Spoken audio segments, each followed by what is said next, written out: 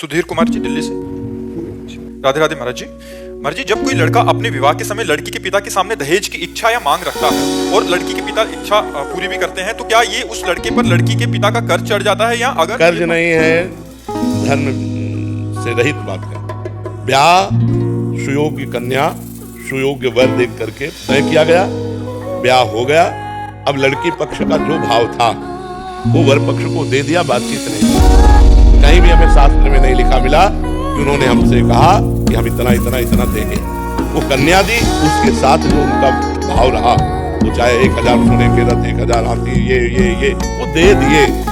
मांगना, तय करना, ये बिल्कुल शास्त्र में बिल्कुल नहीं करना चाहिए। किसका प्रश्न है? हाँ, बिल्कुल नहीं करना चाहिए।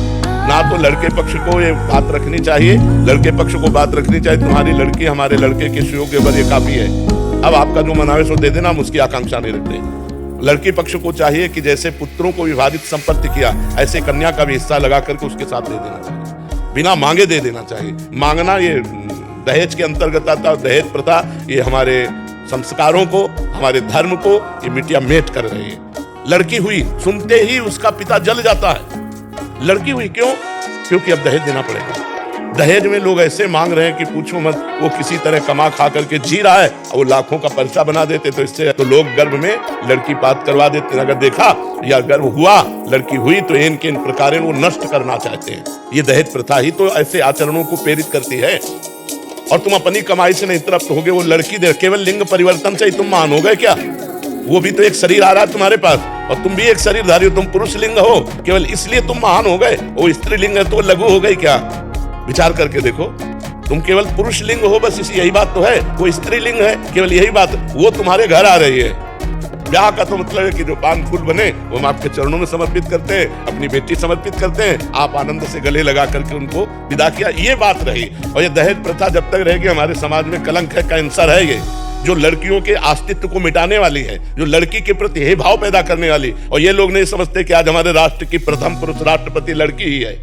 और आज बॉर्डर में सेना के साथ जोड़ पे जोड़ कंधा मिलाए लड़कियां खड़ी हैं। लड़कियां कोई साधारण समझते हो? दैवी शक्ति है। तो लड़कियों को क्या समझ रखा? केवल स्त्रीलिंग होने के कारण वो इतना घट गई कि तुम्हें रुपया भी दे और लड़की भी दे।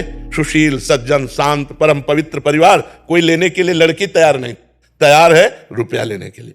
10 लाख फलदान में दीजिए, इतने परीक्षा में दीजिए, इतने ब्याह में दीजिए। किसान आदमी 10 लाख कहां से देगा? किसान आदमी को जीना मुश्किल होता है। उसकी सिंचाई, उसकी मल, बहुत कोई 100-200 बीघा का जमींदार हो तो बात अलग है। 10-10 बीघा जमीन है, उसी से पूरे परिवार का पोषण होता है। कुछ चंद रुपए बचे, वो स्कूल आदि की पढ़ाई, कपड़ा लत्ता, इसमें खर्चा होता है। बड़े खर्चा गृहस्थी में होते हैं। तो ब्याह का मतलब खूब बढ़िया खवा पिया दिया, जो रूखा सूखा है वो तुम्हें दे दिया, और बिटिया लो और कमाओ खाओ जाके। अब ये जो दोहन किया होती है दहेज में, ये बिल्कुल निषिद्ध है। हमें लगता है ना देना चाहिए ना लेना चाहिए, दोनों के विरुद्ध में बात रखनी चाहिए। ना देना चाहिए ना लेना चाहिए। आप जी के आशीर्वाद से हमारे पास चारों तरफ इतनी लड़कियां हैं जी, 1000 लड़कों पीछे 1100-1200 लड़कियां हैं। तो मेरी माता जी कहते हैं बोले जितनी लड़कियां होगी उतने डीजे हमारे ज्यादा बजेंगे। बिल्कुल बिल्कुल बिल्कुल बिल्कुल।